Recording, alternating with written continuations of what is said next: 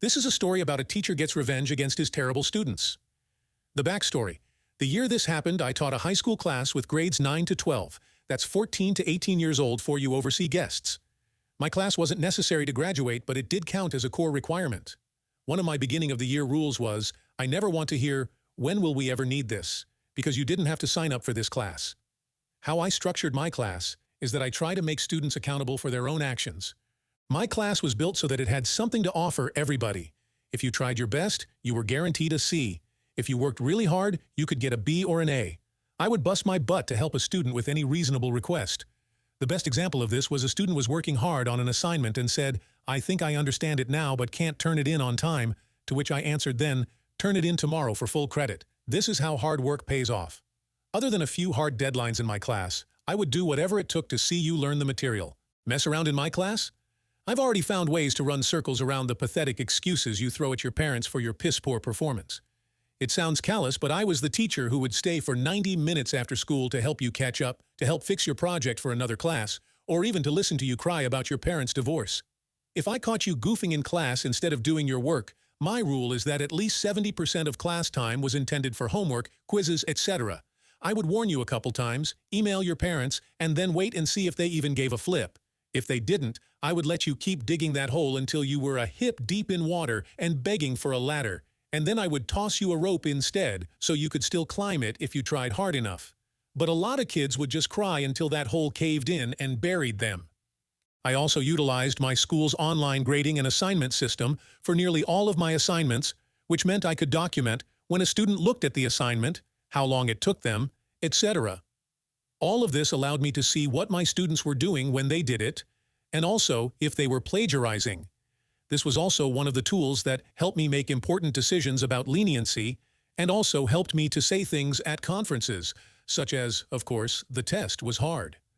Your child didn't attempt the 9 homework assignments until 11 p.m. the night before the test. Being able to prove that a student wasn't trying made it impossible for blame to be laid unfairly at my feet. It also meant that worse kids avoided my class bonus. However, this year something magical happened. Every other year I would get a wave of kids who just wanted to screw around and blame everyone else for doing poorly. At the end of the year, students would trash talk me. My class sizes would drop the following year. Then I would receive high praise from those kids so everyone would sign up, so on and so on. But this year, not only did I get a giant wave of knuckleheads, but they came with parents who loved to make trouble. I had already heard tales of some of these parents. Other teachers were just dying to hear stories about our interactions because these parents were very much entitled. They would name-drop lawyers when they didn't get their way, try to badger teachers into giving their kids extra credit, and would largely deny any wrongdoing on their kids' part. These were the parents who would get called in because their student was busted cheating, then accused a teacher of making the class too hard, therefore validating their students needed to cheat. So about these knuckleheads, it was a group of roughly 7 senior boys who all shifted their schedules to be in the same period with each other. The other teachers couldn't believe that I had all of them at the same time, but I just shrugged it off. Every week, the staff lounge was dying to know how I dealt with their shenanigans, but for the most part, I had shut down most of their garbage from day one. I actually got along very well with them despite their constant goofing because they had mastered the ability to appear busy and didn't distract my other kids. Then came the first group project. My class size was just right for 7 groups of 4 to form. The Idiot Collective formed 2 groups of 4 by pulling in a kid who had been absent on the first day of the project. These 2 groups crashed and burned on this project super hard for several reasons, but the biggest were that they screwed around during class time and be put off a 2-week assignment until the weekend before, and then dumped all the work on every, which resulted in everybody doing minimal efforts. I handed out the terrible grades and was immediately pulled into parent conferences with several of them, one at a time. Obviously, every meeting was the same. My kid did all the work, so he doesn't deserve a bad grade, or my kid didn't understand the assignment, to which I handed over my hyper-specific rubric, which is a checklist for how I grade things. I never wanted to be accused of grading based on not liking a kid. These largely went like this: my kid did all the work, and I don't think it's fair. It should hurt his grade. I would say, here's the work your student turned in. I hand it over. Here's my rubric, which I printed an email to your student the day the project started. I hand that over. As you can see, I have itemized the grading for ease of use. I would be happy to go over the grade your student earned. Where are the missing parts? And the student says, my group members were responsible for that. I can't grade what I never received, so I can't reasonably just raise your kid's grade. Sorry, Now, good news for all my students. I make assignments worth more throughout the semester, with the idea that kids who screw up early on can make it up later by working hard. I seed extra credit throughout the semester, and all these parents are disgruntled but happy to hear that their entitled embryo can still get an A in my class. Now, the end result of these meetings was that it clearly wasn't my fault. Remember, I had all this data to prove that I made every effort to contact everybody, so it must be the other kid's fault. So these parents all decide that their perfect angel is no longer allowed to work with their previous crewmates. Like a cancer, this failure of friends distributes throughout the rest of the class. Like the genius that I am, I made my students write a group contract for every project that details who does what and when it's due. Why is this important? Because the contract provides me with documentation necessary to allow me to dismiss a bad group member and give them a 0 without their parents dumping all over my day. So here's where the problem begins. Manifesting these seniors begin bouncing from group to group like cancerous ping-pong balls wreaking havoc. I let students choose their groups, so these seniors are desperately integrating with anybody that will have them. Because of my class size, every group has at least one coddled child to deal with. And these children just end up rotating until all my students have worked with one of these seniors. At some point now, I'm getting constant complaints from parents of the other kids about these boys. Their kids wanted a good grade, which means they ended up doing all the work while the seniors slacked. This is usually after the fact, at which time I bring up, I would love to yank that leech out of your grade pool, but you have to use the contract students. Students don't want to say anything because they fear retribution from the seniors, but I can't do anything because I'll be accused of harassment. The contract can provide me with the leverage I need to prove that these kids were doing no work because seniors have been playing their parents for years. I make my class utilize Google Docs because the changes are time-stamped. No joke, I've had students produce all the work the morning of a parent meeting to try and lie their way out and make me look like a piece of garbage. But that timestamp is a godsend. Luckily, my class is balanced. A sucky groupmate can make things hard but not undoable, and parents are peas that I haven't out for their kid, but disappointed that their kid doesn't use it. Every time I announce their group projects is on the way, some of these seniors sucker up to the other kids to the point that it's expected that a spot will be made for them. I'm talking buying kids lunch, bringing them gifts, etc. Seriously, the day before group project starts, all the seniors now sit at separate tables from each other so they could pull the "I'm already here, let's be in a group" card, which works most of the time. The strain on class morale is difficult, but I am biding my time. The other students are grabbing an extra credit opportunities constantly so that the grade could absorb the blow, and parents' complaints are completely mitigated because I'm still offering every chance for success. My principal has a copy of my syllabus in his computer so that he can quote student policies that the parents signed off on. It's not uncommon for him to hear, "I don't read that so it doesn't apply," but he reminds them that the clause above the signature line says my signature denotes that I have read this document in its entirety and agreed to abide by all rules or something similar, and that this should be a lesson to the parent and the student that when you sign something, you should read the fine print, the setup. So I have 7 slothful seniors, but I shall name the worst of these Larry, Curly, and Mo. The fallout affects all of them, but these 3 are the ones whose parents have a boner for making trouble. Every time they bully a teacher into compliance, I imagine they sit around a smoking room with cigars and cognac laughing and how they got their way yet again with a lowly teacher. I know that anything I do will be heavily scrutinized once the greats start felling, and I need to be able to shrug it off because I have other stuff to do, and I refuse to be the smiling topic of discussion in their celebratory circle jerk. However, a special note about Larry: since he turned 18, his parents now travel non-stop and are impossible to reach. Larry is now just a huge douche because his parents no longer care about what he does. I closely monitor their grades in my class, but also, in others, this may sound sketchy, but I routinely do this with any of my students who struggle with the material so that I can identify if the issue is my class or all of their classes. Students have been known to fake their grades using Inspect Element, and I got tired of hearing "but they have A's in their classes" because then I look like a piece of garbage. Anyway, after a check, I speak with the other teachers. It isn't hard to find out that these boys are doing minimal work in other classes, and I actually discovered that Larry has been finding ways to get other kids to do work for him and then disseminating it among his friends. Other teachers have been bullied into lowering test percentages in their class, and guess what? He and his friends are enrolled in these classes despite bombing these tests. Homework and project grades give them a comfortable cushion so that most of them are floating at low B's. I can't prove this. They're using Snapchat, but when I bring it up with their teachers, the teachers don't feel like trying to prove it and duke it out with the parents. Now they're gaming other classes for minimal effort. However, their only recourse in my class is to keep rotating through groups and leeching off of their hard work to maintain C's and B's. And other kids are too nervous to utilize the group contract to get them fired. Remember how I mentioned that I steadily increased the value of my assignments to get kids working and give them a chance to fix their grades on a random day in class? I said, hey everybody, I was looking in the schedule and realized that your last project before finals may stress you out unnecessarily. Would anybody mind if I dropped it? My class says, nope, drop it. Best teacher ever. Okay, well, just so you know, I'm going to move our next project back a couple of weeks and extend the deadline by a week. Also, since I canceled the last project, this means that the next project will not be worth roughly 20% of your final grade. So do your best. Screwing this up could kill your grade. My class is like whatever. So in one step, I haven't inflated this assignment and also moved it. I send out an email to parents and students letting them know about the change of the syllabus and the assignment.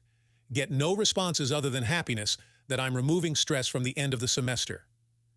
I actually did this primarily because another teacher, who was a huge douchebag, plunked down a monster project that same week, and I knew it would burn out my students prior to finals, so figured a break was in order. Now why did I move it? The Friday before the project started, I announced at the start of the class, okay, I'm introducing the project now so you can get into groups today, and we can do it first thing Monday morning without delay, since this project is so important. This announcement elicits a roomful of shading grins. Why? It was senior ditch day. Our school didn't condone a ditch day, so the kids tried their best to keep it a secret. But I found out a month in advance all 7 of these kids were absent from class, which meant that I had just given the entire room freedom from these dead weights. Immediately groups are formed, and even better, I had a couple of kids transfer out of my class at semester, which meant numbers-wise, these knuckleheads will have to work on this last group project together in 2 groups. I emphasized that everyone is needed to get to class as soon as possible so that they could start as soon as attendance was called. My original intention was to light a giant fire under all 7 of these chumps to get them to actually put in the effort they had neglected to do all year. Most of them had grades in the low C range, except for 1 in the low Bs. As a bonus to all my students, I put an extra credit portion on this project so that they could recoup their early semester losses, but also allow these seniors to do very well if they put in the effort. This wasn't meant to be a revenge tale, but an attempt to give them one last lesson and responsibility. Before the end of the day, I send out a parent and student notification that the project had been started and that any absent student is needed to contact their classmates to establish groups before Monday morning. This was important, as you'll see. I'm sure you can guess what happened next. The immediate fallout. The next Monday, the seniors came traipsing in seconds before the bell to discover that there are only 2 tables to sit at. Whatever, they take their seats.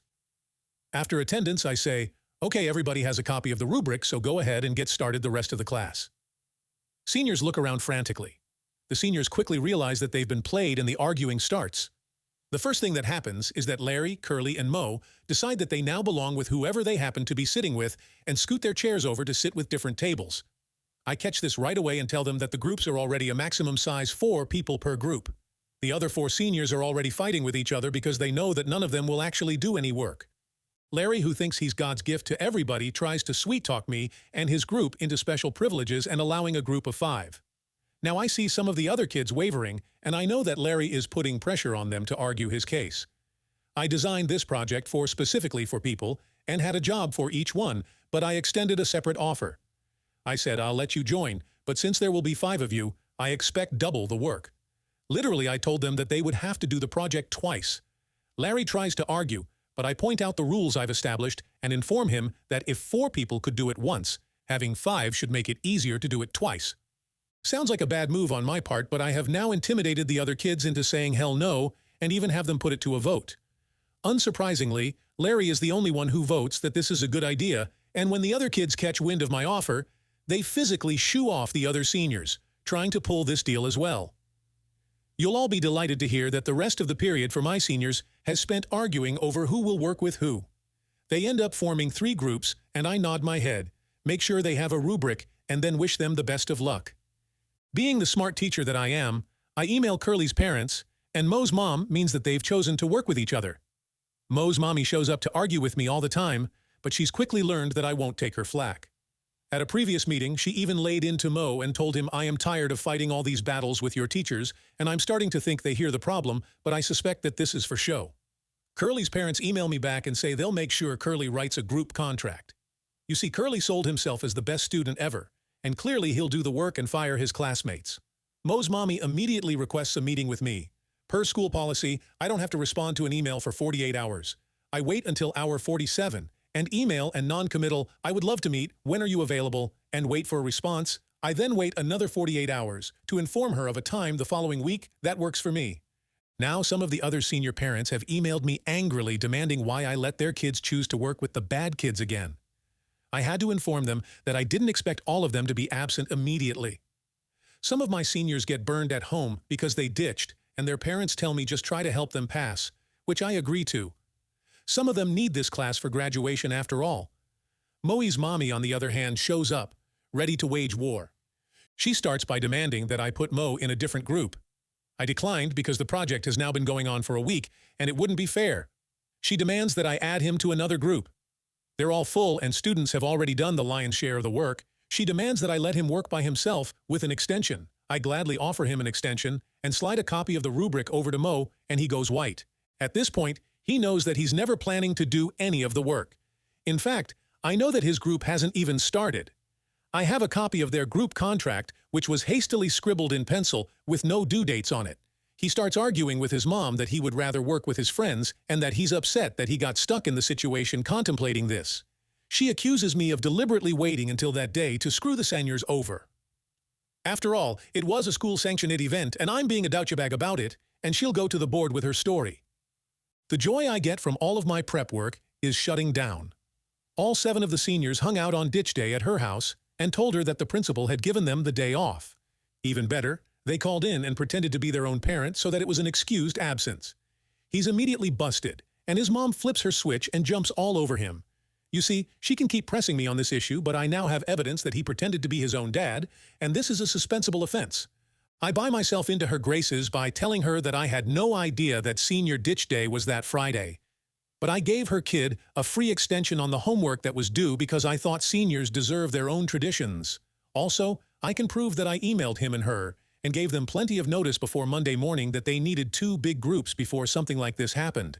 Obviously, once I found out about ditch day, I tried to give her precious treasure a heads up, but I don't know why he didn't take it. She makes him open his email and found that my email is sitting there unopened, and I've won this battle. She thanks me and takes him home. Class morale is super high unless you're one of those seniors. A week before the project is due, neither group has actually started, and the HMS class average is about to hit an iceberg. The project comes due.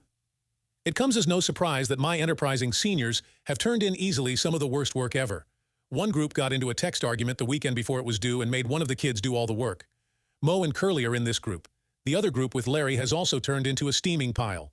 I make sure to grade these 2 projects first because I know the fallout is going to be big. All the seniors dropped at least 1 letter grade. A couple dropped 2. This is 4 weeks before graduation. Larry appears to take his F- in stride.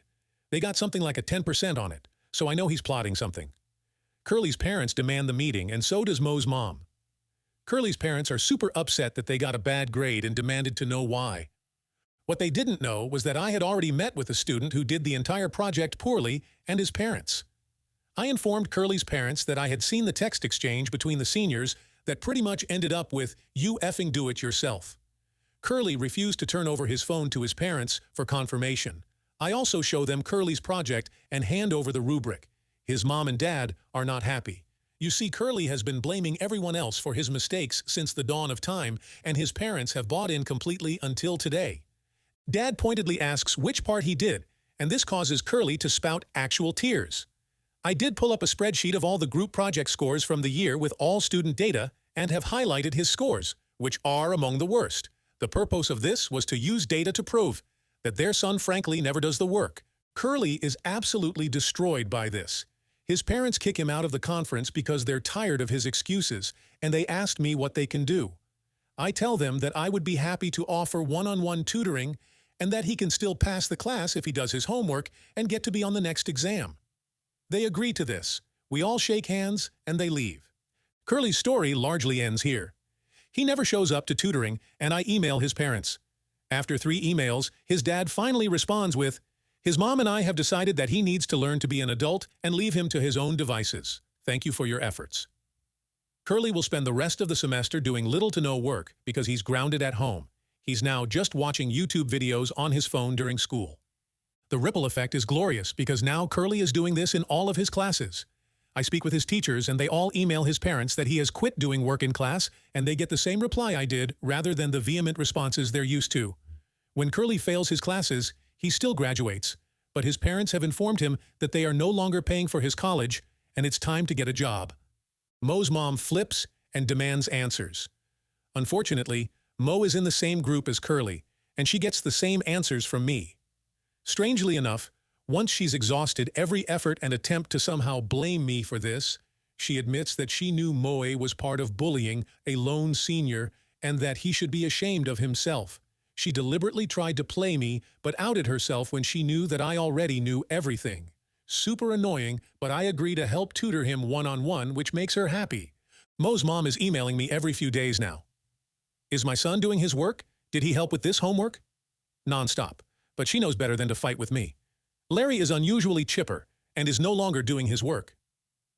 I found out that Larry is supposedly going to a college where he just needs to maintain his GPA over a super low number. He claims an F in my class wouldn't change anything, so I make sure he doesn't distract the others. Mo shows up only occasionally, but strangely enough, Larry pops in just to say hi whenever Mo is getting help. I can't fathom why he does this, but I suspect he's up to something and already have a backup plan in place. You see, Mo's mom is nuts, and I make sure that there's always another person in the room with me when I tutor him. Anyway, Mo's mom is constantly checking in. I start waiting 48 hours between emails, 'cause I can, and she starts dropping by in person unannounced to check on him, meaning me. She's been acting cagey lately, and I'm starting to suspect something. Larry is a friend of Mo, so he's been in her home feeding her made-up stories to convince her that I've been emotionally abusing Mo when other students aren't around. Stuff like I was calling him a certain word after school and then telling her, you can even have the school check the cameras to see that I'm there. This starts a whole thing where she's now demanding answers from admin, but smart administration asked me about details regarding my interactions with Mo, and I end up sitting down with my principal, Mo, and Mo's mommy. She details that Mo is struggling, might not graduate, and that she believes that I have singled her kid out for abuse and wants his grade raised. Mo is dumb and lazy, and his mom is just as bad. When Larry went to her with this story, she never even bothered talking about it with her own son. She just agreed and went along with it. So I asked Mo to please describe what has been said during our sessions, and then I offer to leave the room so that he can tell the principal without me there. She tells me to stay because she wants me to hear from her son what I've done to him. What neither of them know was that I was a mentor teacher. That meant I had a first-year teacher as my mentee, not a student teacher, but a new hire that works with a veteran teacher to learn the ropes of our school. And I had her working on grades and such in my room after school on the days that I agreed to meet Mo. She was young, so Mo thought she was another student and never questioned it, and he couldn't even remember that she was in there. My principal already had statements from her detailing my interactions with Mo, and Mo was unable to give any actual details and suddenly forgot what had been said to him. This lands Mo's mom in hot water with admin, and she blames the whole thing on Larry and becomes visibly upset that she fell for such a stupid ruse. This results in an email cautioning teacher from being alone in a room with either student. Suddenly, after school help evaporates for both. But hey, I always have someone in my room, so whatever. After that meeting, Larry is now suddenly super concerned about his grade. I rationalized that he was hoping to burn me out of my job and then use the fallout to get a passing grade. Obviously, it doesn't work. I had kids who actually want to succeed. My free days are now on days I know he works, and he never shows up for tutoring anyway. Now that other teachers are hesitant to meet with him, he's unable to cut deals to raise those grades either. Mo's mom makes a last-ditch effort and tries to convince me that the parents of the seniors have scheduled a meeting with my boss to have me fired for giving their kids a bad grade, and that she would be willing to put in a good word for me if I meet with her first. I'm sitting next to the principal when I get this email, and she has no idea what she's talking about. I tell her, I'd be happy to meet everybody, but I would probably eat my lunch during such a meeting and that I hope people didn't mind the smell of fish. I get a, no seriously, they're threatening to sue you. But feigned stupidity and informed her that I couldn't be sued for eating fish during a meeting. She now realizes I give zero care about anything and can't be threatened again. There's nothing she can do because I'm simply following policy. The last few weeks are frantic for these seniors. One by one they fall because they've done little to no work for a couple years now and they have no idea how to apply themselves. Other teachers are emboldened by how hard I shut them down and finally hold them accountable. A few of them just barely managed D's in my class. The rest failed. I get a few last-second squeaks of, what could I do to raise my grade? But have now documented that none of them attempted the extra credit assignments, and that was their chance. It's hard for a parent to dump on you when you can prove you actually tried to give their students extra credit and can then prove they never opened the assignment online. These guys are now failing some of their other classes. A couple of them break downs in my class and leave crying. Their friendships are fracturing with each other because they now all hate each other for what happened, which they'll get over during the summer. My last test came, and I made it an online multiple-choice test. It was easy enough to have the questions and answers shuffled in random order, meaning they couldn't cheat off of each other. You see, I knew for a long time that they would sit next to each other to try to cheat on the exam. Larry had blown a ton of money on tutors to try and carry his friends. This throws them all off, and when Mo's mom accuses me again of trying to trick her kid with a much harder test, it was easy enough to shoo her away with a simple email. Larry passes the exam, but his grade moves up to a meager D-. One didn't graduate and had to transfer schools. His parents were embarrassed that they paid to fly the whole family out for a graduation that he didn't get to partake in. Two of the seniors lost all their scholarships and could no longer attend the schools they wanted. Their fallback plan was to attend the same school together and become roommates, which they did with three of the other seniors, including Mo. Larry's college was not happy with his final GPA. I'm not sure what his long game was, but it sucked the college, kicked him out before he could even start, and I found out his huge web of lies extended to his parents too. He toured Europe over the summer and tried to surprise his parents by coming home instead of going to school. Apparently, they kicked him out immediately after, because they were selling their house to get a condo somewhere else. But remember, they traveled for work all the time now, so they wanted to downgrade. Last I heard, he made up a story that he joined the military but got released due to a made-up illness.